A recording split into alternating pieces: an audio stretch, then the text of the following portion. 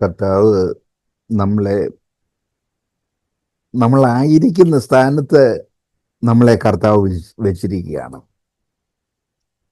നമ്മൾ ആഗ്രഹിച്ച ഒരിടത്തല്ല, അല്ലെ നമുക്ക് ലഭിക്കാവുന്ന ഒരിടത്തല്ല നമ്മളെ കർത്താവ് വെച്ചിരിക്കുന്നത്. നമ്മളെ കർത്താവ് വെച്ചിരിക്കുന്നത് കർത്താവിൻ്റെ ഹിതപ്രകാരം ജീവിക്കുന്നതിന് വേണ്ടി. കർത്താവിന് നമ്മളെ ആവശ്യമുണ്ട്. അങ്ങനെ ആവശ്യമുള്ളത് കൊണ്ട് കർത്താവിന് സൗകര്യമുള്ള, കർത്താവിന് ഇഷ്ടപ്പെട്ട ഒരു സ്ഥലത്താണ് നമ്മളെ ഓരോരുത്തരെയും വെച്ചിരിക്കുന്നത്.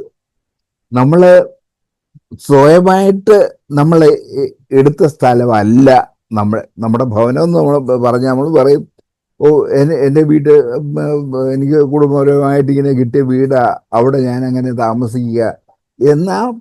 അങ്ങനെയല്ല. കർത്താവ് നമ്മൾ ഇവിടെ ആയിരിക്കണം, ഇന്ന വീട്ടിലായിരിക്കണം എന്ന് കർത്താവ് തീരുമാനിച്ച് നമ്മളെ അവിടെ കർത്താവ് ആക്കിയിരിക്കുകയാണ്. നമ്മളെ അവിടെ കർത്താവ് ആക്കിയിരിക്കുമ്പോൾ കർത്താവിനൊരു പർപ്പസ് ഉണ്ട് നമ്മൾ അവിടെ ആയിരിക്കുന്നത് മൂലം. നമ്മളായിരിക്കുന്ന ഇടത്ത് നമുക്ക് ചുറ്റുമായിട്ട് പല ആൾക്കാരെ തന്നിട്ടുണ്ട്. അവർക്ക് കർത്താവിനെ പരിചയപ്പെടുത്തി കൊടുക്കേണ്ട ആവശ്യമുണ്ട്. കർത്താവിനെ അറിയാത്ത ആൾക്കാരാണ്. കർത്താവിനെ അറിയാത്ത ആൾക്കാർക്ക് കർത്താവിനെ നമ്മൾ പരിചയപ്പെടുത്തി കൊടുക്കേണ്ട ആവശ്യമുണ്ട്. അപ്പോ കർത്താവിന് പകരമാണ് നമ്മളെ താമസിക്കുന്ന ഇടത്ത് ആക്കി വെച്ചിരിക്കുന്നത്. അങ്ങനെ നമ്മൾ ഓർത്താൽ നമ്മളുടെ സ്വന്തം കാര്യം കൊണ്ട് മുന്നോട്ട് പോകുന്ന ആ രീതിക്ക് പകരം കർത്താവ് നമ്മളെ ഏൽപ്പിച്ചിരിക്കുന്ന കാര്യങ്ങൾ വിശ്വസ്തയോടെ നമ്മൾ ചെയ്യും. ദൈവത്തെ അറിയാത്ത ഒരു സമൂഹത്തിന്റെ മധ്യത്തിലാണ് അവിടെയും ഇവിടെയുമായിട്ട് നമ്മളെ വെച്ചിരിക്കുന്നത്. അത് നമ്മൾ വളരെ കാര്യമായിട്ട് നമ്മൾ അറിയണം, ഓർക്കണം. അപ്പോൾ ഞാൻ കർത്താവിന് പകരമാണ് ഈ ഭവനത്തിൽ ഞാൻ ജീവിക്കുന്നത്. അതുകൊണ്ട് എൻ്റെ ഭവനത്തിലുള്ളവർക്കും എൻ്റെ അയൽക്കാർക്കും എപ്പോഴും ഞാൻ ഒരു സാക്ഷ്യമായിരിക്കണം. അങ്ങനെ നമ്മൾ സാക്ഷ്യമാകുമ്പോൾ മാത്രമാണ് നമ്മൾ ക്രിസ്ത്യാനികളായിത്തീരുന്നത്. അല്ലെങ്കിൽ ക്രിസ്തുവിനെ അനുകരിക്കുന്നില്ല, ക്രിസ്തുവിനെ ഫോളോ ചെയ്യുന്നവരാണെന്ന് നമ്മൾ അവകാശപ്പെടുകയും നമ്മുടെ ചുറ്റുമുള്ളവർക്ക് കർത്താവിനെ മനസ്സിലാക്കി കൊടുക്കാതിരിക്കുകയും ചെയ്താൽ, അവരോട് പ്രസംഗിക്കണമെന്നല്ല, പ്രസംഗത്തിൽ കൂടെ അല്ല, നമ്മളുടെ ജീവിതത്തിൽ കൂടെ മാത്രമേ നമുക്ക് കർത്താവിനെ കൊടുക്കാനൊക്കത്തുള്ളൂ. നമ്മുടെ പ്രസംഗത്തിൽ കൂടെ കൊടുത്താൽ അവർ എന്ത് പറയും? അവൻ പ്രസംഗിക്കും, വലിയ പ്രസംഗമൊക്കെയാ, പക്ഷേ പ്രവൃത്തിയിൽ കർത്താവ് അവർക്കില്ല, അവൻ ഒരു ക്രിസ്ത്യാനിയല്ല എന്ന് പറയാനിടയാകും. അങ്ങനെ നമ്മൾ പറയിപ്പിക്കരുത്. നമ്മുടെ പ്രവൃത്തിയിൽ നമുക്ക് കർത്താവിനെ കാണിച്ചു കൊടുക്കുന്നവരായിരിക്കണം, വിശ്വസ്തരായിരിക്കണം. കാരണം കർത്താവിനെ അറിയാത്തവരുടെ മധ്യത്തിലാണ് നമ്മളെ ആക്കി വെച്ചിരിക്കുന്നത്. ഈ നമ്മുടെ ദേശം എന്ന് പറയുന്നത് ഹിന്ദുസിനെ കൊണ്ട് നിറഞ്ഞിരിക്കുന്ന സ്ഥലമാണ്. അവർക്ക് യേശുവിനെ അറിയത്തില്ല.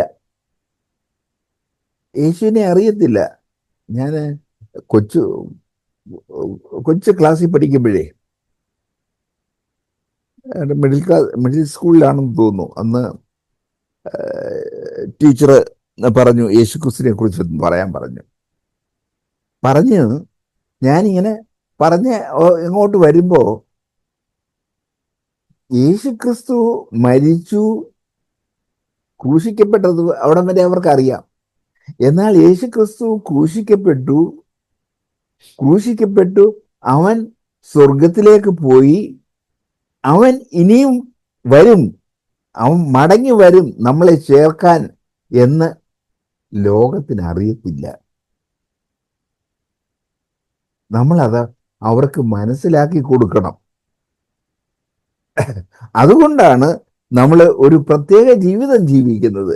അവർ ലോകം ചെയ്യുന്ന എല്ലാ കാര്യവും നമുക്ക് ചെയ്യാൻ പറ്റത്തില്ലല്ലോ. ലോകം ചെയ്യുന്ന എല്ലാ കാര്യവും നമുക്ക് ചെയ്യാനായിട്ട് കഴിയത്തില്ല. വലിയ പ്രയാസം. ഒരു ക്രിസ്ത്യാനിയെ കൊണ്ട് ലോകം ചെയ്യിക്കുന്ന കാര്യങ്ങളെല്ലാം ചെയ്യിക്കാനായിട്ട് സാധ്യമല്ല. കാരണം അവനത് പറ്റത്തില്ല. കാരണം അവൻ ഈ കർത്താവുമായിട്ട് ബന്ധപ്പെട്ടിരിക്കുകയാണ്. കർത്താവ് അനുവദിക്കുകയാണെങ്കിൽ മാത്രമേ അവനത് ചെയ്യാനൊക്കത്തുള്ളൂ. കർത്താവ് അനുവദിക്കാത്ത ഒരു കാര്യം ചെയ്യാനൊക്കത്തില്ല. അതുകൊണ്ടാണ് അനേകർക്ക് പല കാര്യങ്ങൾ ചെയ്യാനായിട്ട് കഴിയും, പക്ഷേ നമുക്ക് അസാധ്യമാണ്. അങ്ങനെ നമ്മളെ ഇവിടെ ആക്കി വെച്ചിരിക്കുകയാണ്. ആക്കി വെച്ചിരിക്കുമ്പോൾ അതിന് അതുപോലെ ജീവിക്കാനുള്ള സാഹചര്യങ്ങളും കർത്താവ് ഒരുക്കി തന്നിട്ടുണ്ട്. പക്ഷേ നമ്മൾ അത് ചെയ്യാതെ നമ്മളും ലോകം ജീവിക്കുന്നത് പോലെ, ലോകത്തിലുള്ളവരെ പോലെ നമ്മൾ ആയി തീർന്നാൽ നമ്മൾ ആ ക്രിസ്ത്യാനി എന്നുള്ള പേരിന് അർഹരല്ല. ക്രിസ്ത്യാനി എന്നുള്ള പേര് വളരെ വളരെയധികം അർത്ഥവത്താണ്. അർത്ഥവത്ത് എന്ന് പറഞ്ഞാൽ ക്രിസ്തുവിനെ അനുകരിക്കുന്നവൻ, അങ്ങനെ തന്നെയാണ്. അപ്പോൾ നമ്മൾ ക്രിസ്തുവിനെ ആയിരുന്നാലേ പറ്റുള്ളൂ. അല്ലെങ്കിൽ നമ്മൾ ആ പേരിന്, ക്രിസ്ത്യാനി എന്നുള്ള പേരിന് നമ്മൾ അർഹരല്ല. വേറെ ഏതെങ്കിലും പേരുണ്ടോ, കുഴപ്പമില്ല. പക്ഷെ നമ്മൾ ക്രിസ്തുവിനെ അനുകരിക്കുന്നവനുള്ള പേരെടുക്കുകയും ക്രിസ്തുവിനെ അനുകരിക്കാതിരിക്കുകയും ചെയ്താൽ നമ്മൾ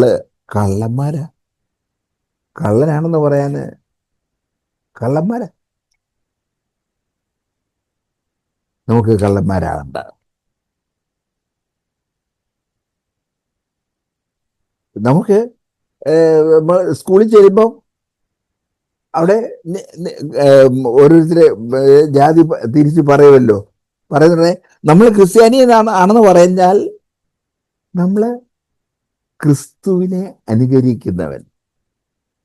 ക്രിസ്തു എന്ത് ചെയ്യുമായിരുന്നോ ആ കാര്യം മാത്രമേ ഞാൻ ചെയ്യത്തുള്ളൂ. അല്ല, ക്രിസ്തു എന്ത് ചെയ്യുമായിരുന്നോ അത് ഞാൻ ചെയ്യും.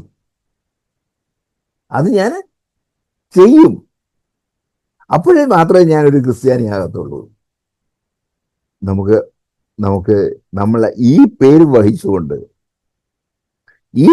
വഹിച്ചുകൊണ്ട് നമ്മൾ ക്രിസ്ത്യാനി അല്ലാതെ ജീവിക്കാനിടയാകരുത്. നമ്മളെ കാണുന്നവര്, നമ്മളുമായിട്ട് ഇടപെടുന്നവര് കർത്താവിനെ അറിയുന്നവരായി തീരണം. നമ്മളുമായിട്ട് ഇടപെടുന്നവര് കർത്താവിനെ അറിയുന്നവരായി തീരണം. അപ്പോൾ അങ്ങനെയുള്ളൊരു ജീവിതം നമ്മൾ നയിക്കണം. അങ്ങനെയുള്ളൊരു ജീവിതം നമ്മൾ നയിക്കാവുള്ളൂ. അപ്പോൾ മറ്റു പലരും ചെയ്യുന്ന കാര്യം നമുക്ക് ചെയ്യാനൊക്കത്തില്ല. അത് നമ്മൾ അറിഞ്ഞിരിക്കുക. നമുക്കൊരു കള്ളം കാണിക്കാനായിട്ട് സാധ്യമല്ല. ഞാൻ ക്രിസ്തുവിനെ പിൻപറ്റുന്നു എന്ന് പറയുകയും കള്ളം കാണിച്ചുകൊണ്ട് ജീവിക്കാനും പറ്റത്തില്ല. അതുകൊണ്ട് നമ്മൾ ആ പേരിന് അന്വർത്ഥമായിട്ടുള്ള ഒരു ജീവിതം നയിക്കാൻ നമ്മൾ ഓരോരുത്തരും തയ്യാറാകണം. ഇന്ന് ക്രിസ്ത്യാനി എന്നുള്ള പേര് നമ്മൾ ഉപയോഗിക്കുന്നുണ്ടെങ്കിലും നമ്മൾ ആ അർത്ഥത്തിലല്ല ജീവിക്കുന്നത്. നമ്മുടെ ജീവിതം നമ്മൾ ക്രമപ്പെടുത്തേണ്ട ആവശ്യമുണ്ട്. നമ്മൾ വളരെ ചുരുക്കം പേരേ ഉള്ളൂ. എണ്ണത്തിൽ നമ്മൾ നോക്കിയ പെർസെൻറ്റേജ് നോക്കിയാൽ വളരെ ചുരുക്കം പേരേ ഉള്ളൂ. ആ വളരെ ചുരുക്കം പേരേ ഉള്ളൂ എന്നുള്ളത് കൊണ്ട് നമുക്ക് ദൂരെ നിന്നൊരാൾ നമ്മളെ മനസ്സിലാക്കണം ഒരു ക്രിസ്ത്യാനി ആര്. ഒരു ക്രിസ്ത്യാനിയെ കണ്ടിട്ട് അവരെ ക്രിസ്തുവിനെ മനസ്സിലാക്കണം. ഒരു ക്രിസ്ത്യാനിയെ കണ്ടിട്ട് വേണം നമ്മുടെ അയൽക്കാര് നമ്മളെ ക്രിസ്തുവിനെ നമ്മളെ കണ്ടിട്ട് വേണം നമ്മുടെ അയൽക്കാര് ക്രിസ്തുവിനെ മനസ്സിലാക്കാൻ. അപ്പോൾ നമ്മൾ ജീവിക്കുന്ന ഒരു എക്സാമ്പിൾ ആകണം. അങ്ങനെ ഒരു ജീവിതം നയിക്കാനായിട്ടാണ് നമ്മളെ വിളിച്ചാക്കിയിരിക്കുന്നത്. നമ്മൾ തീരെ കുറച്ച് പേരേ ഉള്ളൂ. പക്ഷെ ആ കുറച്ചു പേര് എന്തിനാ നമ്മളെ വെച്ചിരിക്കുന്നത്? ക്രിസ്തുവിനെ കാണിച്ചു കൊടുക്കാൻ. അതിന് നമുക്ക് കഴിയുന്നില്ലെങ്കിൽ നമ്മുടെ ജീവിതം നഷ്ടമാണ്. കർത്താവ് ആഗ്രഹിക്കുന്ന രീതിയിൽ നമ്മൾ വരുന്നില്ല.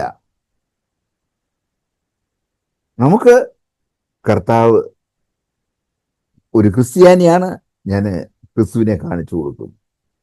എനിക്ക് ഒരു ക്രിസ്ത്യാനിയാണ്, എനിക്ക് ആ കാര്യം ചെയ്യാൻ പറ്റത്തില്ല. ഒരു ക്രിസ്ത്യാനിയാണ്, അതുകൊണ്ട് ഞാൻ ഈ കാര്യം ചെയ്യും. ആ വ്യത്യാസം നമ്മൾ അറിയണം. അറിയുക മാത്രമല്ല, അറിഞ്ഞ് നമ്മൾ അത് ചെയ്യാനും ബാധ്യസ്ഥരാണ്. നമ്മളത് അനുസരിച്ച് നമുക്ക് മുന്നോട്ട് പോകണം. അപ്പോൾ മാത്രമേ നമ്മൾ ഈ നാമം ധരിച്ച് പറയുന്നത്, ഈ നാമം ധരിച്ച് നമ്മൾ അതിന് പ്രയോജനമുള്ളവരായി തീരുന്നുള്ളൂ. നമുക്ക് ഒരു യഥാർത്ഥ ക്രിസ്ത്യാനിയായിട്ട് നമുക്ക് ജീവിക്കണം. അതിന് നമ്മൾ ഓരോരുത്തരും ഉത്സാഹിക്കുക. നമുക്ക് നഷ്ടം വരും, ഒത്തിരി നഷ്ടം വരും. ലോകം ചെയ്യുന്ന എല്ലാ കാര്യവും നമുക്ക് പ്രോഫിറ്റിന് വേണ്ടിയിട്ട് ലോകം ചെയ്യുന്ന എല്ലാ കാര്യവും നമുക്ക് ചെയ്യാനൊക്കത്തില്ല. പക്ഷേ അവിടെ നമ്മൾ നഷ്ടപ്പെടുന്നില്ല. കാരണം കർത്താവ് നമുക്ക് വേണ്ടത്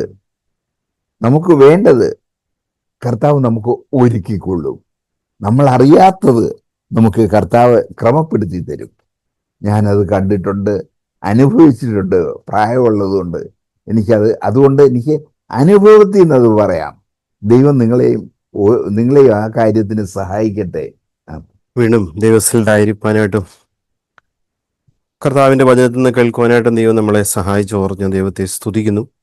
വീണ്ടും അതിൻ്റെ ആദ്യ ഭാഗങ്ങളെക്കുറിച്ച് വീണ്ടും സഹോദരനെ നമുക്ക് ഇത്ര വലിയ രക്ഷ നമുക്ക് തന്ന സത്യസുവിശേഷം പലപ്പോഴും നമ്മളിടയ്ക്ക് വായിച്ചതുപോലെ വക്രതയും കോട്ടവുമുള്ള ഒരു തലമുറയുടെ നടുവിൽ നമ്മൾ ജീവിക്കുമ്പോൾ നമുക്ക് സൗജന്യമായിട്ട് ലഭിച്ച ഈ രക്ഷ, പരിശുദ്ധാത്മാവ്, ദൈവത്തിൻ്റെ വചനം, അല്ലെങ്കിൽ നമുക്കിപ്പോൾ ലഭിച്ചുകൊണ്ടിരിക്കുന്ന ഈ കൂട്ടായ്മ, കർത്താവിൻ്റെ വചനം വളരെ വ്യക്തമായിട്ട് അത് വളരെ വേണമെങ്കിൽ സഹോദരൻ്റെ ഭാഷയിൽ പറഞ്ഞാൽ ഒരു ഉന്തുവണ്ടി തള്ളിക്കൊണ്ടു പോകുന്ന പോലെ തന്നെ ഇത് പല ഭാഗങ്ങളിലൂടെ നമ്മളെ പറഞ്ഞ് മനസ്സിലാക്കുമ്പോൾ, അല്ലെങ്കിൽ ആവർത്തനം ഒക്കെ നമ്മുടെ ഹൃദയത്തിലേക്ക് അത് ഉറപ്പിക്കാനായിട്ട് ശ്രമിക്കുമ്പോൾ എത്രത്തോളം നമ്മളത് ജീവിതത്തിൽ ഏറ്റെടുക്കുന്നതും എത്രത്തോളം നമ്മുടെ ജീവിതത്തിൽ നമ്മളത് അനുസരിക്കുന്നു. നമ്മൾ കഴിഞ്ഞ ആഴ്ചയിലും നമ്മൾ വിശ്വസിച്ച ഒരു കാര്യത്തിന് അതിനൊരു അനുസരണം ഉണ്ട്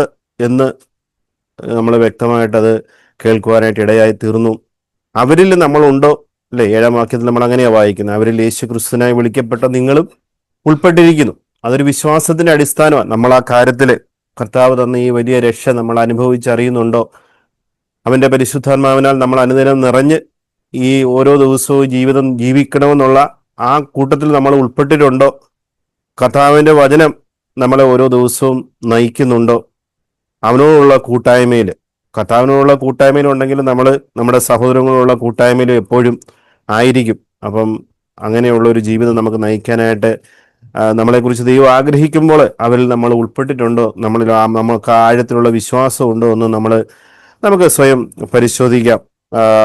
നമ്മുടെ ജീവിതത്തിൽ ഇന്ന് നമ്മൾ കേട്ടതുപോലെ നമ്മുടെ ഹൃദയം നമ്മളെ മറ്റുള്ളവരെ ഓർക്കുമ്പോൾ, അല്ലെ നമ്മുടെ ജീവിതത്തിൽ നമുക്ക് തന്ന ശരീരമാകുന്ന സഭയിലെ പ്രിയപ്പെട്ടവരെ ഓർക്കാനായിട്ട്, അല്ലെ നമുക്ക് തന്നിരിക്കുന്ന ബന്ധുമിത്രാദികളെ നമ്മുടെ ചുറ്റുപാടുമുള്ളവരെയൊക്കെ ഒന്ന് ഓർക്കാനായിട്ട് നമുക്കതിന് കഴിയുന്നുണ്ടോ?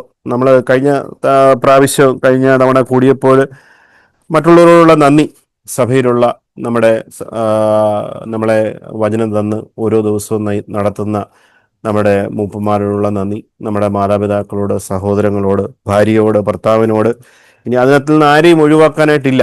എല്ലാവരോടും നന്ദിയുള്ളവരായിരിക്കുക എന്നുള്ളൊരു കാര്യം പറഞ്ഞ് മുമ്പോട്ട് പോകുമ്പോൾ അത് എത്രത്തോളം നമ്മുടെ ജീവിതത്തെ നമ്മളത് ശോധനയാണ്. ഇത് കേട്ടിട്ട് നമ്മളത് വെറുതെ എല്ലാവരോടും നന്ദിയുള്ളവരായിരിക്കണം എന്ന് പറഞ്ഞ് അതിനെ അവിടെ ഉപേക്ഷിക്കുക എന്നുള്ളതല്ല. നമുക്കങ്ങനെ ഒരു നന്ദിയോടുകൂടി ജീവിക്കാനായിട്ട് നമുക്ക് കഴിയുന്നുണ്ടോ? ദൈവത്തോട് ഒരുപക്ഷെ നമുക്ക് നന്ദി ഉണ്ടാകാതിരിക്കും, പക്ഷെ നമ്മുടെ ജീവിതത്തിൽ ദൈവം നമുക്ക് തന്നിട്ടുള്ള ആ വ്യക്തി ജീവിതങ്ങളോട് വളരെ കുറച്ച് ആൾക്കാരായിരിക്കും ചിലപ്പോൾ ഒരു വ്യക്തിയുടെ ജീവിതത്തിലേക്ക് കടന്നു വരുന്നത്. ഓരോരുത്തരുടെയും ജീവിതത്തിൽ കർത്താവാണ് അത് അനുവദിക്കുന്നത്. അപ്പൊ അവരോടൊക്കെയുള്ള നമ്മുടെ ജീവിതത്തിൽ നമ്മൾ എത്രത്തോളം നന്ദിയുള്ളവരായിരിക്കുന്നു എന്നുള്ളത് നമ്മളെ തന്നെ ശോധന ചെയ്യുവാനായിട്ടും, അത് അങ്ങനെ അല്ല എന്നുണ്ടെങ്കിൽ കർത്താവെ എന്നെ അതിലേക്ക് നയിക്കണേ. കാരണം പലയിടത്തും എടുത്തു പറയുന്നൊരു കാര്യമാണല്ലോ നമ്മൾ നന്ദിയുള്ളവരായിരിക്കണം എന്നുള്ള കാര്യം. അപ്പൊ അതനുസരിക്കാൻ വേണ്ടി തന്നിരിക്കുന്ന ഒരു കാര്യമാണ്. അത് അനുസരിക്കാനായിട്ട് ദൈവം നമ്മളെ സഹായിക്കട്ടെ. ഇന്നിവിടെ പറഞ്ഞത് അതിൻ്റെ 9-ാമത്തെ വാക്യത്തിൽ ഞാൻ ഇടപെടാതെ നിങ്ങളെ ഓർത്തുകൊണ്ട് എന്ന് പറയുന്ന ഒരു കാര്യത്തിലേക്ക് സഹോദരൻ പറഞ്ഞപ്പോൾ 2 വാക്യങ്ങൾ വായിച്ചു. ഫിലിപ്പി ലേഖനത്തിൽ നിന്നും കുരിന്തി ലേഖനത്തിൽ നിന്നും. അവിടെ അവരെ ഹൃദയത്തിൽ വഹിക്കുന്ന ഒരു കാര്യം. അപ്പം ഞാൻ മുമ്പിൽ പൗലോസ് എവിടെ ആയിരിക്കുന്നു എന്നുള്ള സാഹചര്യങ്ങളൊക്കെ ഉണ്ട്. ബന്ധനത്തിലായിരിക്കുമ്പോൾ, അല്ലെ തടവറയിൽ കിടന്നുകൊണ്ടും, അല്ലെ ജീവിതത്തിൽ പൗലോസ് കടന്നുപോയ പല സാഹചര്യങ്ങളെക്കുറിച്ച് കഴിഞ്ഞ ഞായറാഴ്ച നമ്മൾ ഒന്ന് ഓടിച്ച് വായിക്കുകയുണ്ടായി. പൗലോസ് കടന്നുപോയ പല സാഹചര്യങ്ങളും നമ്മളൊന്നും അതിൻ്റെ അങ്ങനെയുള്ളൊരു കാര്യത്തിൽ കൂടെ നമ്മൾ കടന്നു പോയിട്ടേ ഇല്ല. നമ്മളൊക്കെ സേഫ് സോണിൽ ജീവിക്കുന്ന ആൾക്കാരാണ്. എന്നാൽ പൗലോസ് കടന്നുപോയ സാഹചര്യങ്ങളിലൊക്കെ പൗലോസിൻ്റെ ഹൃദയത്തിൽ പൗലോസ് ദൈവത്തെ അറിഞ്ഞ തൻ്റെ പ്രിയ സഹോദരങ്ങളെ അവൻ ഹൃദയത്തിൽ വഹിച്ചു എന്ന് പറയുമ്പോൾ അത് വെറുതെ വഹിക്കുന്ന ഒരു കാര്യമല്ല. അവരുടെ വിശ്വാസ ജീവിതത്തിൽ ഏറ്റവും അനുഗ്രഹത്തോടെ അവർ മുന്നോട്ട് പോകണം. അവരനുഭവിക്കുന്ന ജീവിത സാഹചര്യങ്ങളിൽ ദൈവം അവരെ സഹായിക്കണം, വിടുവിക്കണം, അവർക്ക് വേണ്ടുന്ന സമാധാനവും സ്വസ്ഥതയൊക്കെ നൽകണമെന്നുള്ള ഒരു ഹൃദയത്തിൻ്റെ ആഗ്രഹത്തോടു കൂടിയാണ് പൗലോസ് അവരെ ഹൃദയത്തിൽ വഹിച്ചു എന്ന് പറയുന്നത്. നമുക്ക് അതൊരു മാതൃകയായിട്ട് തീരേണ്ടതായിട്ടുണ്ട്. നമുക്ക് വളരെ ചുരുക്കം സഹോദരങ്ങളാണ് നമ്മുടെ സഭയിലുള്ളത്, നമ്മുടെ കൂട്ടായ്മയിലുള്ളത്. അവരെ മാത്രമല്ല, നമ്മുടെ ചുറ്റുപാടുമുള്ളവർ, നമുക്ക് തന്നിട്ടുള്ള ബന്ധുമിത്രാദികൾ, അവർക്ക് ഇന്ന് സുവിശേഷത്തെക്കുറിച്ച് സഹോദരൻ വീണ്ടും പറയുമ്പോൾ കർത്താവ് യഥാർത്ഥമായിട്ടും ആ ഒരു സത്യം വീണ്ടും നമ്മളോട് പറയാനായിട്ട് ആഗ്രഹിക്കുന്നത് എന്തുകൊണ്ടാണ്? പലരും മാനസാന്തരപ്പെട്ടിട്ടില്ല. അതുകൊണ്ടാണ് വീണ്ടും അത് ആവർത്തിക്കേണ്ടതായിട്ട് വരുന്നത്. ദൈവത്തിനതറിയാം, ദൈവത്തിന്റെ പരിശുദ്ധാത്മാവിനതറിയാം. അപ്പോൾ അങ്ങനെ ഒരു ഭാരം ഉള്ളിലുള്ളത് കൊണ്ടാണ് അതിനെക്കുറിച്ച് പറയുന്നത്. ഒരു വ്യക്തിയും കൂടെ കർത്താവിലേക്ക് കടന്നു വരണം എന്ന ഒരു മുഴി ലോകത്തിന്റെയും വിലയെന്നാണ് ഒരു ആത്മാവിനെ കുറിച്ച്. അതിനേക്കാട്ടിലൊക്കെ വലുതാണ്. എന്നാലും ദൈവവചനം പറയുന്നത് അങ്ങനെയാണല്ലോ. ഒരു വ്യക്തി മനസ്സാന്തരപ്പെടുമ്പോൾ സ്വർഗം അതിസന്തോഷത്തോടെ അതിനെ സ്വാഗതം ചെയ്യുന്നു. അപ്പം നമ്മുടെ ജീവിതത്തിൽ അങ്ങനെ ഒരു ഭാരത്തോടു കൂടി നമ്മുടെ പ്രിയപ്പെട്ടവർ, പ്രശ്നങ്ങൾ മാത്രമല്ല, പല സാഹചര്യങ്ങളിലൂടെ കടന്നു പോകുന്നവരുണ്ട്. അവരോടൊക്കെ നമുക്ക് ആ ഒരു ഹൃദയത്തിൽ ഒരു ഭാരമുണ്ടെങ്കിൽ നമുക്ക് അവരെ ഹൃദയത്തിൽ വഹിക്കാനായിട്ട് ഇടപെടാതെ, സഹോദരൻ പറഞ്ഞതുപോലെ ഒരാൾ വളരെ കഷ്ടത്തിലായിരിക്കുന്നു എങ്കിൽ തീർച്ചയായിട്ടും ആ വ്യക്തിയോടുള്ള സ്നേഹം ഉണ്ടെങ്കിൽ നമുക്ക് എപ്പോഴും ഓർമ്മ വരും, അയ്യോ ആ വ്യക്തി മുറിവേറ്റായിട്ട് കിടക്കുന്നു, അല്ലെങ്കിൽ പ്രശ്നത്തിലായിരിക്കുന്നു. നമ്മുടെ ഹൃദയത്തിൽ ആ ഒരു ഭാരത്തോടു കൂടി അവരെ ഹൃദയത്തിൽ വഹിച്ചുകൊണ്ട്, ഇവിടെ പൗലോസ് റോമയിലുള്ള വിശ്വാസികളെ കാണാനുള്ള ഒരു ആഗ്രഹമാണ് അതിൻ്റെ ഉള്ളിലുള്ളത്. അതുകൊണ്ട് നമ്മുടെ ജീവിതത്തിൽ അതൊരു മാതൃകയായിട്ട് ഒരുമിച്ച് ഈ പറഞ്ഞതുപോലെ തന്നെ ഒരുമിച്ച് കൂടുമ്പോൾ ആ സന്തോഷം അനുഭവിക്കാനായിട്ട്, ഇത് എങ്ങനെയെങ്കിലുമൊക്കെ വന്ന് ആരെങ്കിലുമൊക്കെ ബോധിപ്പിച്ച് പോകണമെന്നുള്ളതല്ല. മുന്നോട്ട് ആ ഒരു ഹൃദയത്തിന്റെ സന്തോഷത്തിൽ പോകാനായിട്ട് ദൈവം ഇടയാക്കണം. മറ്റൊരു കാര്യം കൊരിന്ത്യർ ലേഖനത്തിൽ നിന്ന് വായിച്ചത്, ഹൃദയം വിശാലമായിരിക്കുക. അങ്ങനെ ഒരു വിശാലമായ ഹൃദയം, അത് മറ്റുള്ളവരുള്ള ഇടുക്കത്തിലാകാതെ, അത് കാരണം ഓരോരുത്തരും അവർക്ക് പല സ്വഭാവങ്ങളുള്ളവരെയാണ് ദൈവം തിരഞ്ഞെടുത്തിരിക്കുന്നത്. യേശുവിൻ്റെ ശിഷ്യന്മാരെ നോക്കി തന്നെ കഴിഞ്ഞാൽ എത്രയോ വിഭിന്നമായിട്ടുള്ള സ്വഭാവങ്ങളുള്ളവരായിരുന്നു. എന്നാൽ കർത്താവ് എല്ലാവരെയും ഒരുപോലെ സ്നേഹിച്ചു, അവസാനത്തോടെ അവരെ സ്നേഹിച്ചു എന്ന് നമ്മൾ വായിക്കുമ്പോൾ, യോഹന്നാന്റെ സുവിശേഷം 13-ാം അധ്യായത്തിൽ വായിക്കുമ്പോൾ നമ്മുടെ ഹൃദയത്തിലും ആ ഒരു സ്നേഹത്തിന്റെ ഒരു വലിയ വിശാലത ദൈവം ആഗ്രഹിക്കുന്നുണ്ട്. എല്ലാവരോടും ആ ഒരു വിശാലത, നമ്മളെ എതിർക്കുന്നവരോടും നമ്മളെ എന്താണ് നമ്മളെ പറ്റി ഇപ്പോൾ നമ്മൾ അറിയാത്ത കാര്യങ്ങൾ പറയുന്നവരോടും ആ ഒരു വിശാലത നമ്മുടെ ഹൃദയം ഇടുങ്ങിയിരിക്കാനായിട്ട് ഇടയാകരുത് എന്നുള്ള ഒരു കാര്യമാണ് ഇന്ന് ദൈവത്തിലൂടെ നമ്മൾ കേൾക്കുവാനായിട്ട് ഇടയായത്. കാരണം പൗലോസ് കൊരിന്ത്യയിലുള്ള വിശ്വാസികളെ നല്ല രീതിയിൽ അവരെ ശാസിക്കുകയും അവരുടെ കുറവുകളെ നിരത്തി വെക്കുകയും ചെയ്യുന്നുണ്ട്. എന്നാലും പൗലോസിന്റെ ഹൃദയത്തിന്റെ ഒരു അവസ്ഥ എന്ന് പറയുന്നത് അവരോട് വിശാലമായിരുന്നുകൊണ്ട് കർത്താവിന്റെ സ്നേഹത്തിലൂടെയാണ് ആ കാര്യം പൗലോസ് അവരെ ബോധിപ്പിക്കുന്നത്. നമ്മുടെ ജീവിതത്തിലും നമ്മുടെ പ്രിയപ്പെട്ടവരോട് ആ ഒരു ഇടുക്കമില്ലാതെ ഇടുങ്ങിയിരിക്കുവാനായിട്ട് ഇടയാകാതെ ആ സ്നേഹത്തിന്റെ വിശാലതയിൽ ഹൃദയം നിറഞ്ഞ് അതിനെ പരിശുദ്ധാത്മാവ് നമുക്ക് ആവശ്യമുണ്ട്. കർത്താവേ, എനിക്കതിന് കഴിയുന്നില്ല എങ്കിൽ ഇപ്പം നമ്മുടെ ജോലി സ്ഥലങ്ങളിലായാലും അല്ലെ ചുറ്റുപാടുമുള്ള അയൽക്കാരുടെ അവസ്ഥയിലായാലും ചില കാര്യങ്ങളിലൊക്കെ നമ്മുടെ ഹൃദയം കഠിനപ്പെട്ടു പോകാനായിട്ട് സാധ്യതയുണ്ട്. അങ്ങനെ കഠിനപ്പെട്ടു പോകാനായിട്ട് ഇടയാകാതെ കർത്താവേ, എൻ്റെ ഹൃദയത്തിൽ മറ്റുള്ളവരോടുള്ള അവരോടുള്ള ഒരു ഇടപെടലിൽ, അവരോടുള്ള പ്രതികരണങ്ങളിൽ, അവരോടുള്ള മനോഭാവങ്ങളിൽ, ഓരോ ഉദ്ദേശങ്ങളിലും കർത്താവേ, എനിക്ക് ആ സ്നേഹത്തിന്റെ വിശാലത തന്ന് എൻ്റെ ഹൃദയം ഇടുക്കമായിട്ടിരിക്കാൻ ഇടയാകാതെ നിന്റെ ആ ഒരു ഹിതപ്രകാരം അവരെ ഓർക്കുവാനും അവർക്ക് വേണ്ടി ഇടിവിൽ നിൽക്കുവാനായിട്ടൊക്കെ കർത്താവെ സഹായിക്കണേ എന്നുള്ള ആ ഒരു ആഗ്രഹത്തോടുകൂടി നമുക്ക് ഇന്ന് ഈ കേട്ട വചനം നമ്മുടെ ജീവിതത്തെ സ്പർശിക്കട്ടെ. കർത്താവിൻ്റെ ഇതെല്ലാം ദൈവ ഇഷ്ടത്താൽ നടക്കേണ്ട ഒരു കാര്യമാണ്. നമ്മുടെ ഹൃദയത്തിലുള്ള ഒരു ആഗ്രഹം ദൈവം നമ്മുടെ ഹൃദയത്തെ നോക്കുമ്പോൾ ദൈവത്തിന് അറിയാനായിട്ട് കഴിയുമല്ലോ. നമുക്ക് നമ്മുടെ ജീവിതത്തിലും ആ ഒരു കർത്താവ് തന്നെ ഒരു സാക്ഷിയായിട്ട് ഈ കേട്ട വചനം ആ വ്യക്തിയുടെ അല്ലെ എൻ്റെ ജീവിതത്തിൽ അത് രൂപാന്തരം വരുത്തിയിരിക്കുന്നു, അല്ല ഒരു ആഗ്രഹം അവൻ്റെ ഉള്ളിലുണ്ട്, എനിക്കത് നിർവഹിച്ചു കൊടുക്കാനായിട്ട് ഞാൻ മതിയായവനാണ് എന്നുള്ള ഒരു വിശ്വാസത്തിൽ ഉറച്ചു മുന്നോട്ട് പോകാനായിട്ട് ദൈവം നമ്മളെ സഹായിക്കട്ടെ. കർത്താവ് നമ്മളെ അനുഗ്രഹിക്കട്ടെ. നമ്മൾ 1 കൊരിന്ത്യർ 1:9 ഒരു വാക്യം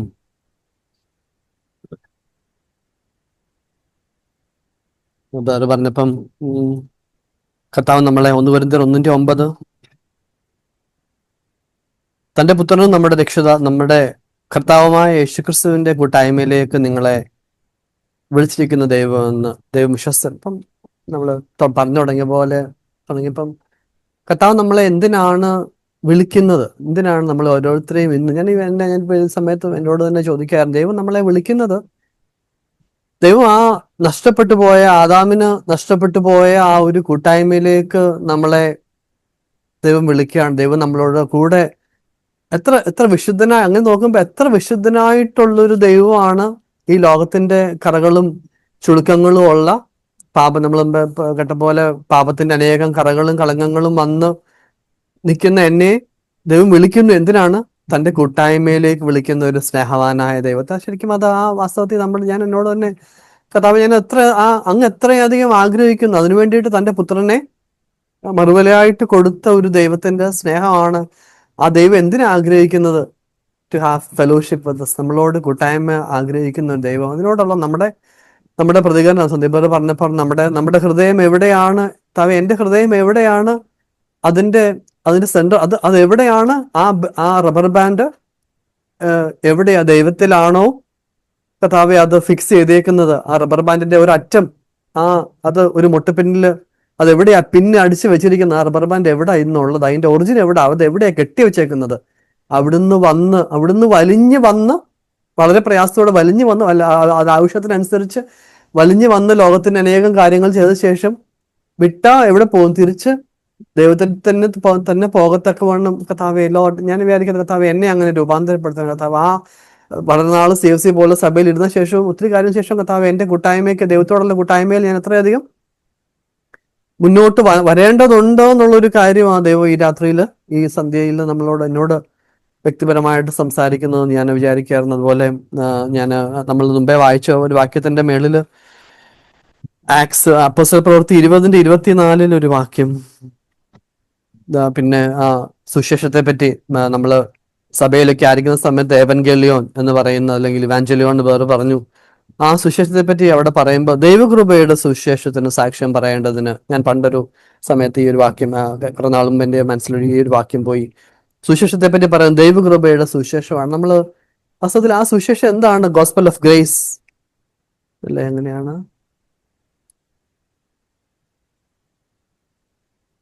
ഗോസ്പിൽ of the grace of God, ദൈവത്തിന്റെ ആ സുവിശേഷം എന്ന് പറഞ്ഞാൽ അത് കൃപയുടെ സുവിശേഷമാണ്. ഇന്ന് നമ്മൾ കേൾക്കുന്ന പോലെ ഇന്ന് നമ്മൾ കേൾക്കുന്ന ഈ ഒരു കൃപയുടെ സുവിശേഷം എത്ര കാലം നമുക്ക് കേൾക്കാനായിട്ട് ഇനി ഉണ്ട്. നമുക്ക് മാനസാന്തരപ്പെടാനായിട്ട് ഇനി നാളെ അവസരങ്ങൾ ഉണ്ടാകുമോ എന്നറിയത്തില്ല. കാര്യം ഇപ്പൊ നമ്മളെല്ലാവരും പറയുന്നത് ഇന്നൊരു കൃപായുഗമാണ്. ഇന്ന് കൃപയുടെ വാതിലുകൾ ദൈവം നമുക്ക് വേണ്ടി, എനിക്ക് വേണ്ടി തുറന്നു വെച്ചിരിക്കുന്ന കർത്താവെ, ഞാനത് മിസ് ചെയ്തു പോകാനുള്ളൊരു സാധ്യത ഉണ്ടാകാതിരിക്കട്ടെ. നമ്മൾ കേൾക്കുന്ന എല്ലാവരോടും കർത്താവെ, അത് കഴിവുള്ള സമയത്തോളം ലോഡ് കർത്താവെ, അതിനായിട്ടുള്ള ഒരു ആഗ്രഹം നാളെ നഷ്ടപ്പെട്ടു പോകാൻ സാധ്യതയുള്ള കാലമാണ് കർത്താവെ. അതുകൊണ്ട് നമ്മൾ കേൾക്കുന്ന പോലെ ഇന്ന് ഈ ദൈവവചനം എത്ര കാലം ഇന്ന് കേൾക്കുന്ന ഒരു സ്വാതന്ത്ര്യത്തിൽ ഇന്ന് നമുക്ക് ഈ കൂട്ടായ്മയൊക്കെ പറഞ്ഞു നോർത്ത് ഇന്ത്യയിലൊക്കെ പലയിടത്തും ഇന്ന് വീടുകളിൽ യോഗം കൂടുന്നതിനും പ്രാർത്ഥിക്കുന്നതിനും ഒക്കെ തടസ്സങ്ങൾ വന്നുകൊണ്ടിരിക്കുന്നത് കേരളത്തിൽ വരാതിരിക്കട്ടെ എന്ന് നമുക്ക് പ്രാർത്ഥിക്കാം. അതുപോലെ തേർഡ്, നമ്മൾ കേട്ട പോലെ നമ്മുടെ സഭയിലുള്ള മറ്റുള്ളവരെ നമ്മുടെ ഹൃദയത്തിൽ വഹിക്കേണ്ടതിന്റെ ആവശ്യത. അപ്പൊ നമ്മളോട് തന്നെ എത്രയോ പേര് സന്ദീപ് പറഞ്ഞ പോലെ പ്രാർത്ഥിക്കണേ എന്ന് പറഞ്ഞിട്ടുള്ള എത്ര ആളുകളുണ്ട്. ഞാൻ വിചാരിക്കും പലപ്പോഴും ഞാനിങ്ങനെ വിചാരിക്കും, നമ്മുടെ ചർച്ചിൽ തന്നെ സാക്ഷ്യം പറഞ്ഞു കഴിയുമ്പോൾ പലരും പറയും പ്രാർത്ഥിക്കണേ, അല്ലേ, എനിക്ക് വേണ്ടി പ്രാർത്ഥിക്കണേ എന്ന്. ഞാൻ ഇന്ന സമയം പല സമയങ്ങളിലും എന്റെ മനസ്സിൽ ദൈവം അങ്ങനെ ലീഡിങ് തന്നെ അവർക്ക് വേണ്ടി ഉടനെ അങ്ങ് പ്രാർത്ഥിക്കാൻ, അല്ലേ? അങ്ങനെ ഒരു സ്വാതന്ത്ര്യം നമുക്ക് ആവശ്യം പോലെ സമയമുണ്ട്. കർത്താവേ, അവരുടെ നീഡ് അറിയത്തില്ല, so we can pray immediately for them. അവർക്ക് പിന്നെ ചിലപ്പോൾ നാളത്തെ മീറ്റിംഗ് കഴിയുമ്പോൾ നമുക്ക് ചിലപ്പോൾ നമ്മൾ വിട്ടുപോയിരിക്കാം. നമുക്ക് എന്ന് മാത്രമല്ല, നമ്മൾ അന്ന് തുടരെയായിട്ട് നമ്മുടെ സഹോദരങ്ങൾ കുറച്ചു പേരേ ഉള്ളൂ, അവരെ നമ്മുടെ ഹൃദയത്തിൽ വഹിക്കേണ്ടതിന്റെ ആവശ്യത. അവർ കടന്നു പോകുന്ന ചില സാഹചര്യങ്ങളെ നമ്മൾ അറിയുമ്പോൾ കർത്താവെ, അവർ കടന്നു പോകുന്നതിന് ഒരു ആശ്വാസം കണ്ട് അവർ കണ്ടെത്താൻ സഹായിക്കണേ. കുഞ്ഞുങ്ങൾ പ്രോപ്പറായിട്ടുള്ള കോഴ്സ് മറ്റു സൗകര്യങ്ങൾ ആവശ്യത്തിൽ ഇരിക്കുന്നവരുടെ നീഡുകളെ പറ്റി കർത്താവെ, അവരെന്തെങ്കിലും ആയിക്കോട്ടെ, എന്തുവാനും മീറ്റിംഗ് കഴിഞ്ഞു ഞാൻ വീട്ടിൽ പോകാന്നുള്ള നിലയിലല്ല കർത്താവെ, എൻ്റെ അവിടുത്തെ ശരീരത്തിന്റെ പാർട്ടായിട്ട് തന്നെ അവർ അങ്ങ് ആക്കി വെച്ചിരിക്കുന്നു കർത്താവെ. അവര് വേദനിക്കുമ്പോൾ ഞാനോടാണ് വേദനിക്കുന്നു എന്നുള്ള ഒരു ബോധ്യം കർത്താവെ, അതിലോട്ട് ഒരു നമ്മൾ ആദ്യം തുടങ്ങിയപ്പോൾ കേട്ട പോലെ കർത്താവുമായിട്ടൊരു കൂട്ടായ്മയുണ്ട്, സഹോദരന്മാരുമായിട്ട് നമുക്കൊരു കൂട്ടായ്മയുണ്ട്. അത് കേവലം വാക്കുകളിലല്ല കർത്താവെ. അവർക്ക് വേണ്ടി ചില സമയത്ത് ചിലപ്പോൾ ഒരു ബേർഡൻ എടുക്കാൻ പല കാര്യങ്ങൾ ദൈവം നമ്മളോട് പറയുന്നതനുസരിച്ച് ചില കാര്യങ്ങളിൽ അവരെ സഹായിക്കേണ്ടതിന്റെ ആവശ്യം വരുമ്പോൾ കർത്താവെ, ഇറ്റ്സ് ലോട്ട് കർത്താവെ, അങ്ങ് എന്നെ ഇതിനായിട്ട് ചൂസ് ചെയ്തു എന്നുള്ളത് തന്നെ വലിയ കാര്യമല്ലേ? നമ്മളെ ദൈവം ഒരു സഹോദരനെ സഹായിക്കാനായിട്ട് സഭയിലാക്കി വെച്ചത് തന്നെ ഏറ്റവും വലിയ ഭാഗ്യമാണ്. സഭയിലുള്ളൊരു സഹോദരനെ സഹായിക്കാനായിട്ട് ദൈവം എന്നോട് ആവശ്യപ്പെടുന്നത് തന്നെ ഏറ്റവും വലിയ കാര്യം.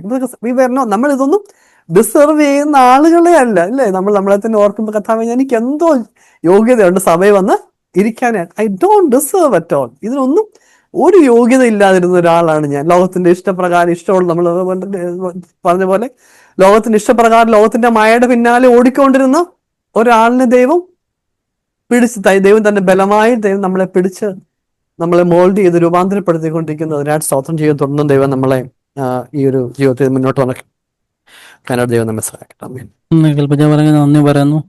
പറഞ്ഞത് റോമൻസ് 1:9-10 ഞാൻ ഇടപെടാതെ നിങ്ങളെ ഓർത്തുകൊണ്ട് ദൈവക്ഷത്തിൽ എപ്പോഴെങ്കിലും നിങ്ങളുടെ അടുക്കൽ വരുവാൻ സാധിക്കുമെന്ന് ഞാൻ എൻ്റെ പ്രാർത്ഥനയിൽ എപ്പോഴും യാചിക്കുന്നു എന്നുള്ളതിന് അവൻ്റെ പുത്രനെ കുറിച്ച് സുവിശേഷന ഘോഷണത്തിൽ ഞാൻ നിന്റെ ആത്മാവിൽ ആരാധിക്കുന്ന ദൈവത്തിന് എന്ന് എനിക്ക് സാക്ഷി. ഇതിലെനിക്ക് മനസ്സിലായത്, അവരെ സ്നേഹത്തോടെയും കരുതലോടെയും ഓർക്കുക, അവരുടെ നന്മയ്ക്കായി പ്രാർത്ഥിക്കുകയും അവരുടെ സന്തോഷവും മറ്റുള്ളവരുടെ സ്നേഹത്തോടെ മനസ്സിൽ സൂക്ഷിക്കുകയും അവരുടെ കാര്യത്തിൽ ശ്രദ്ധ കാണിക്കുകയും ചെയ്യുക. ദൈവം കുളിപ്പിച്ച വേണ്ടി നന്ദി പറയുന്നു. നമ്മൾ റോമർ 1:9-10 ഒക്കെ കേട്ടത്, ഇപ്പം കുറെ വാക്യങ്ങളൊന്ന് കേട്ടു. പക്ഷെ എനിക്ക് ഇന്ന് ആദ്യം വന്നപ്പോൾ ഗോസ്പലിനെ കുറിച്ച് പറഞ്ഞു. പിന്നെ നമ്മുടെ കൂടെ ഉള്ളവരെ കൂടെ നമ്മുടെ പ്രാർത്ഥനയിൽ നമ്മൾ ഓർക്കണം. ഇപ്പം നമ്മുടെ കൂട്ടുകാരാവാം, സഭയിലുള്ളവരാവും, നമ്മുടെ വീട്ടുകാരാവും, അല്ലെ നമ്മുടെ അടുത്തുള്ള പരിചയക്കാരാവും. അപ്പം നമുക്കിപ്പം അവരോടൊപ്പം നമ്മളോട് പ്രാർത്ഥിക്കാൻ പറയുമ്പോൾ ഒരു ആശ്വാസവാക്കായിരിക്കും നമ്മളൊന്ന് ഈ പറയുന്നത്. ബട്ട് അതിലുപരി നമുക്ക് നമ്മുടെ ഒരു പ്രോബ്ലമായി കണ്ട് നമുക്ക് അവർക്ക് വേണ്ടി ഒരു സ്റ്റാൻഡ് എടുത്ത് പ്രാർത്ഥിക്കാൻ ഇന്ന് മനസ്സിലായി. പിന്നെ നമ്മുടെ ലൈഫിൽ കുറെ പ്ലാൻസ് കാരണം ഉണ്ടാകും. ബട്ട് അത് അല്ല, ഒരു ദൈവത്തിൻ്റെ ഹിതമാണ് നമ്മുടെ പ്ലാനിനെക്കാട്ടിലും വലിയത്.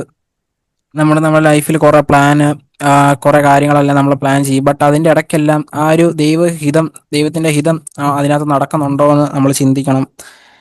ബട്ട് കാരണം എന്ന് വെച്ചാൽ നമ്മുടെ പ്ലാനിനെക്കാട്ടിലും ഏറ്റവും നല്ലൊരു ബെസ്റ്റ് പ്ലാൻ ആയിരിക്കും നമ്മുടെ ലൈഫിനെ കുറിച്ചും നമ്മുടെ ഫ്യൂച്ചറിനെ കുറിച്ചും എല്ലാം ദൈവത്തിനുള്ളത്. അപ്പം ഈ ഒരു മീറ്റിങ്ങിൽ എനിക്ക് രണ്ട് കാര്യം എൻ്റെ ഹൃദയത്തിൽ ടച്ചായി. നമ്മുടെ കൂടെ ഉള്ളവർക്ക് വേണ്ടി പ്രാർത്ഥിക്കാം, നമ്മൾ ഒരു സ്റ്റാൻഡ് എടുത്തിരിക്കണം. പിന്നെ നമ്മുടെ പ്ലാനിനെക്കാട്ടിലും ദൈവത്തിന്റെ ഹിതമാണ് ഏറ്റവും മുൻഗണന കൊടുക്കേണ്ടതെന്ന് മനസ്സിലായി. ആമീൻ. ദൈവം കൃപച്ചാൽ നന്ദി പറയുന്നു. എനിക്കാണെങ്കിൽ എനിക്ക് ഏറ്റവും കൂടുതൽ ഒരു ടച്ചായ ഒരു എന്ന് പറയുമ്പോൾ നമ്മൾ താങ്ക് ചെയ്യുന്നൊരു കാര്യം പറഞ്ഞു. അതായത് in everything give thanks, 1 Thessalonians 5:18. അപ്പം നമ്മളായിരിക്കുന്ന ഏത് സിറ്റുവേഷൻ ആയാലും ഇപ്പം ഞങ്ങള് അതായത് ഇപ്പം നമുക്ക് നമുക്ക് പേരൻസ് അല്ലെങ്കിൽ നമുക്ക് സിറ്റുവേഷൻ, നമ്മുടെ സ്കൂള്, അല്ലെങ്കിൽ നമ്മൾ എടുത്തേക്കുന്ന കോഴ്സ്, അല്ലെങ്കിൽ നമ്മൾ ഇട്ടേക്കുന്ന ഡ്രസ്സാകാം, എന്തായാലും നമ്മളിപ്പം അങ്കിൾ ആ കപ്പിന്റെ കാര്യം പറഞ്ഞ പോലെ ഹാഫ് ഫിൽഡും ഹാഫ് എം ഡിയും ഉണ്ട്. സോ ഹാഫ് എം ഡി ആയിട്ടുള്ള ആ ഒരു സൈഡ് മാത്രം നമ്മളിപ്പം മനുഷ്യരുടെ ആ ഒരു ഫ്ലഷിൽ നമ്മളെപ്പോഴും ആ ഒരു സൈഡ് മാത്രം നോക്കുന്നവരാണ്. സോ അത് അങ്ങനല്ല. നമ്മൾ പലപ്പോഴും നമ്മുടെ ആ ഒരു നമ്മുടെ മൈൻഡ് ഇങ്ങനെ എപ്പോഴും ഡിപ്രസിങ് ആയിട്ട് നമുക്ക് ഇല്ലാത്തതിനെ കുറിച്ച് ഓർത്ത് മാത്രം നമ്മളിങ്ങനെ എപ്പോഴും വിഷമിക്കുന്നവരായിട്ട് അങ്ങനെ ഇരിക്കാതെ നമുക്കുള്ളത് നമ്മൾ അത് കണ്ട് എല്ലാ സിറ്റുവേഷനിലും നമ്മൾ പലപ്പോഴും ഇപ്പം ദൈവത്തിനായിട്ട് വേണ്ടി നമ്മൾ സ്റ്റാൻഡ് എടുക്കുമ്പം നമ്മൾ ആഗ്രഹിച്ച ആ കാര്യം അവിടെ നടക്കണമെന്നില്ല. അല്ലെങ്കിൽ ഇപ്പം നമുക്ക് എന്തെങ്കിലും കളിയാക്കലിനോ എന്തെങ്കിലും നമ്മൾ നിൽക്കേണ്ടി വരും. പക്ഷെ ആ സിറ്റുവേഷനിലും അത് ദൈവത്തിന്റെ പ്ലാനാണ്. ദൈവത്തിന്റെ പ്ലാൻ അത് ഫുൾഫിൽ ആവും. അപ്പൊ നമ്മൾ താങ്ക്ഫുൾ ആയിട്ടിരുന്ന് നമ്മൾ മുന്നോട്ട് പോകണം. സോ ഞാൻ ലൈഫിൽ ഇങ്ങനെ നോക്കിയപ്പം താങ്ക്ഫുൾ ആയിട്ട് എല്ലാ സിറ്റുവേഷനിലും ഇരിക്കേണ്ടതായ കുറെ നിമിഷങ്ങളുണ്ട്. ഇപ്പം എന്തായാലും ഇപ്പം ഇങ്ങനെ ലൈഫിൽ ടെംപ്ടേഷൻസ് ആയാലും ട്രിബുലേഷൻസ് ആയാലും അതെല്ലാം ദൈവം ഒരു ഫർദർ പർപ്പസിന് വേണ്ടി, ഒരു പ്ലാനിന് വേണ്ടിയാണ് അത് ചെയ്യുന്നത് എപ്പോഴും ഓർക്കുവാനും അത് ആ കാര്യങ്ങള് ജീവിതത്തിൽ ഇനിയും ഫർദറായിട്ട് കാര്യങ്ങളെല്ലാം താങ്ക്ഫുൾ ആയിട്ടിരിക്കുവാനും ഞാൻ ആഗ്രഹിക്കുന്നു. ദൈവത്തിന് സ്തോത്രം ചെയ്യുന്നു. കർത്താവ് ഇന്നും എന്നോട് സംസാരിച്ച വചനങ്ങൾക്കായിട്ട് ഞാൻ ദൈവത്തെ സ്തുതിക്കുന്നു. ഇവിടെ ഇന്ന് പൗലോസിൻ്റെ പല കാര്യങ്ങളും നമ്മൾ കേട്ടു. പൗലോസ് അപ്പോസ്തലൻ താൻ നടത്തുന്ന ആളുകളെ ഓർത്ത് ഇടപെടാതെ ദൈവത്തിന് സ്തോത്രം ചെയ്യുന്നു. പിന്നെ അവരെ എപ്പോഴും ഹൃദയത്തിൽ വഹിക്കുന്നു. ഇതൊക്കെ നമ്മൾ കേട്ടത്. അപ്പോൾ അതുപോലെ നിങ്ങളുടെ അടുത്ത് വരാനായിട്ട് എനിക്ക് ദൈവം ഒരു സാവകാശം ഒരുക്കേണ്ടതിനായിട്ട് ഞാൻ ഇടപെടാതെ പ്രാർത്ഥിക്കുന്നു എന്നുള്ളതിന് ഞാൻ ആരാധിക്കുന്ന എൻ്റെ ദൈവം സാക്ഷി. അപ്പോൾ ദൈവം സാക്ഷിയാണെന്ന് ഉറപ്പോടെ പറയത്തക്ക വിധം പൗലോസ് ഈ കാര്യങ്ങളൊക്കെ ചെയ്യുന്നുണ്ട്. പക്ഷേ ഇത് കേട്ടിട്ട് ഇനി ഞാൻ നാളെ മുതൽ ഇത് ചെയ്യാൻ പോവാന്ന് പറഞ്ഞാലൊന്നും എന്നെ കൊണ്ട് നടക്കത്തില്ല. കാരണം പൗലോസ് അപ്പോസ്തലൻ അത് ചെയ്തത് ദൈവത്തിൻ്റെ ആത്മാവിൻ്റെ നിറവിൽ അതിനായിട്ട് ദൈവം പൗലോസ് അപ്പോസ്തലനെ നിയോഗിച്ച ഒരു വ്യക്തിയാണ്. നമ്മളെയും അതിന് തന്നെ നിയോഗിച്ചിരിക്കുകയാണ്. പക്ഷേ പരിശുദ്ധാത്മാവിൻ്റെ ശക്തി ഇല്ലാതെ, പരിശുദ്ധാത്മാവിനാൽ അല്ലാതെ ഈ കാര്യങ്ങളൊന്നും എന്നെ കൊണ്ട് ചെയ്യാനായിട്ട് സാധിക്കത്തില്ല. ഈ സക്കറിയാവിൻ്റെ പുസ്തകത്തിൽ അത് ആലയം പണിയെ സംബന്ധിച്ചിട്ടാണ് സെരുബാബേലിനോട് പറയുന്നൊരു കാര്യമുണ്ട്. സൈന്യത്താലല്ല, ശക്തിയാലല്ല, ദൈവത്തിൻ്റെ ആത്മാവിനാൽ അത്രേ എന്ന് സൈന്യങ്ങളുടെ ദൈവമായ യഹോവ അരുളി ചെയ്യുന്നു. എന്നിട്ട് അടുത്ത വാക്യത്തിൽ പറയുന്നത്, സെരുബാബേലിൻ്റെ മുമ്പിൽ നിൽക്കുന്ന മഹാപർവ്വതമേ നീ ആര്? നീ സമഭൂമിയായി തീരും. എന്നിട്ട് കൃപ എന്ന ആർപ്പോടെ നീ അതിൽ ആണിക്കല്ല് അടിച്ചു കയറ്റുമെന്നാണ് അവിടെ പറയുന്നത്. അപ്പം ശരിക്കും എൻ്റെ മുമ്പിൽ നിൽക്കുന്ന ഈ മഹാപർവ്വതം എൻ്റെ ജഡം തന്നെയാണ്, എൻ്റെ സ്വന്തം ഇഷ്ടം. അപ്പോൾ അത് സമഭൂമിയായി തീരാൻ സൈന്യത്താലല്ല, ശക്തിയാലല്ല, ദൈവത്തിൻ്റെ ആത്മാവിനാൽ മാത്രമേ അത് സാധിക്കത്തുള്ളൂ. അത് സാധിക്കണമെങ്കിൽ ദൈവത്തിൻ്റെ ആത്മാവിന് ഞാൻ എപ്പോഴും വിധേയപ്പെട്ടു കൊടുക്കണം. ആ പരിശുദ്ധാത്മാവ് നിറവിലാകാനായിട്ട് എപ്പോഴും ഒരു ആഗ്രഹം, ഇടവിടാതെ അതിനായിട്ട്. ഇപ്പം ദാഹിക്കുമ്പോഴെല്ലാം വെള്ളം കുടിക്കുന്നത് പോലെ പരിശുദ്ധാത്മാവിൻ്റെ ശക്തി ചോരുന്നു. ദൈവം ആഗ്രഹിക്കുന്ന ഒരു കാര്യം എന്നെ കൊണ്ട് ചെയ്യാൻ പറ്റുന്നില്ല എന്ന് തോന്നുമ്പം അതിൻ്റെ ശരീരത്തിൻ്റെ ക്ഷീണം കൊണ്ടല്ല, അല്ലാതെ ആരോഗ്യത്തോടെ ഇരിക്കുമ്പോഴും എനിക്ക് മനസ്സില്ലാതെ വരികയോ അതിനെനിക്ക് കഴിയാതെ വരികയോ ചെയ്യുമ്പം ഞാൻ അവിടെ ഓർക്കേണ്ട ഒരു കാര്യം, എനിക്ക് പരിശുദ്ധാത്മാവിൻ്റെ ശക്തി, ആ നിറവ് എന്നിൽ അല്പം കുറഞ്ഞു പോയിട്ടുണ്ട്. ഈ മൊബൈലിൻ്റെ ബാറ്ററി നോക്കിയാൽ ഒരിച്ചിരി ഉപയോഗിച്ച് കഴിയുമ്പോൾ അതിൻ്റെ അവിടെ വെള്ള നിറം കാണും. അത് വീണ്ടും കുത്തി ചാർജ് ചെയ്താലേ അവിടെ കൂടെ നിറയത്തുള്ളൂ. അപ്പം ഉപയോഗിക്കുന്നതിനനുസരിച്ച് അത് കുറയുമ്പം വീണ്ടും വീണ്ടും നിറയപ്പെടേണ്ട ഒരു ആവശ്യമുള്ളതായിട്ട് ഞാൻ കാണുന്നു. ഇന്ന് പൗലോസിലൂടെ കേട്ട ഈ കാര്യങ്ങൾ ദൈവം തന്നിരിക്കുന്ന ആളുകളെ, അല്ലെങ്കിൽ ദൈവ ഉത്തരവാദിത്വം ഏൽപ്പിച്ചിരിക്കുന്നവരെ പ്രാർത്ഥിക്കാനുള്ള ഉത്തരവാദിത്വം എല്ലാവർക്കും ഉണ്ട്. അതുകൊണ്ട് നമ്മളെ പ്രാർത്ഥിക്കാനായിട്ട് ഏൽപ്പിച്ചിരിക്കുന്ന ഒരു കൂട്ടം ആൾക്കാരുണ്ടായിരിക്കുമല്ലോ എന്തായാലും. അവരെ നമ്മൾ ശരിക്കും പരിശുദ്ധാത്മാവിൻ്റെ നിറവിലാണെങ്കിൽ പ്രത്യേകിച്ച് എഴുതി വെക്കേണ്ട കാര്യമൊന്നുമില്ല. ഓരോരുത്തരായിട്ട് ഹൃദയത്തിലേക്ക് വരും. ഓരോരുത്തരുടെ പേര്, ഓരോരുത്തരുടെ മുഖം, ഇതെല്ലാം പ്രാർത്ഥിക്കുന്ന സമയത്ത് ഹൃദയത്തിലേക്ക് വരും. അവരെ വഹിച്ചുകൊണ്ട് പ്രാർത്ഥിക്കാൻ പറ്റും. അത് പരിശുദ്ധാത്മാവിൽ മാത്രമാണെങ്കിലേ പറ്റത്തുള്ളൂ. അതുകൊണ്ട് കർത്താവേ, ആ ഒരു നിറവ് ഒരിക്കലും എനിക്ക് കുറഞ്ഞു പോകരുതേ എന്ന് ഞാൻ കർത്താവിനോട് പ്രാർത്ഥിക്കുന്നു.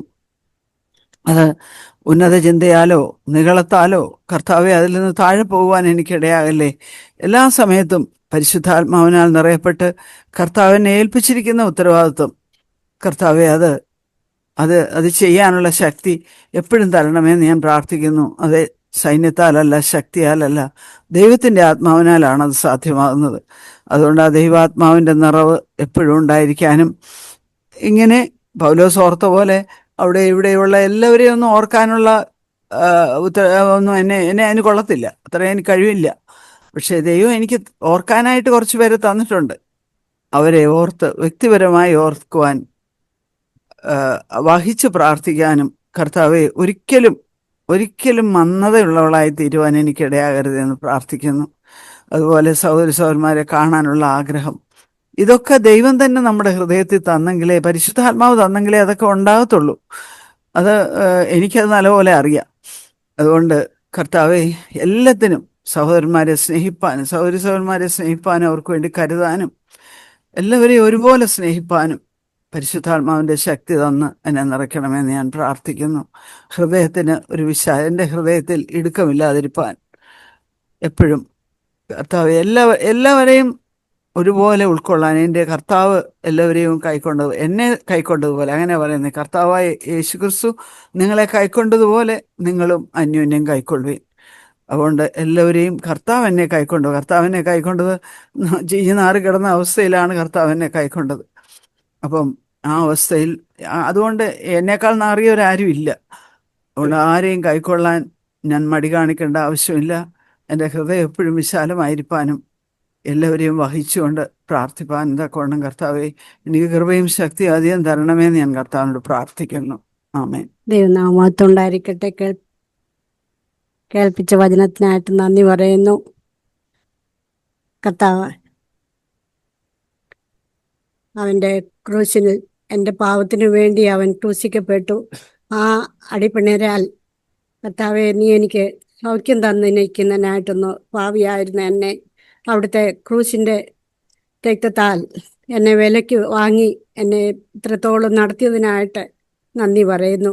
ക്രൂശിൻ്റെ വചനമോ നശിച്ചു പോകുന്നവർക്ക് പോഷത്വവും രക്ഷിക്കപ്പെടുന്നവർക്ക് അത് ജീവൻ്റെ സൗഖ്യമാകുന്നു എന്ന് പറഞ്ഞതുപോലെ ആ ക്രൂശിൻ്റെ വചനം ശക്തിയിലായിരിക്കാനും മറ്റുള്ളവരെ സ്നേഹിപ്പാനും മറ്റുള്ളവർക്ക് വേണ്ടി ഇടനില നിന്ന് പ്രാർത്ഥിപ്പാനും, ദൈവമേ, മറ്റൊന്നിനും എന്നെ കൊണ്ട് കഴിഞ്ഞില്ല എങ്കിലും ഈ ചെയ്യാൻ പറ്റുന്ന കാര്യങ്ങളിൽ ആയിരിക്കാൻ ദൈവമേ നീ എന്നെ സഹായിക്കണമേ എന്ന് പ്രാർത്ഥിക്കുന്നു. അതുപോലെ ഇന്ന് തിമത്തിയുടെ ബർത്ത്ഡേ ആണ്. അതുപോലെ നാളെ 11th പബ്ലിക് പരീക്ഷയാണ്.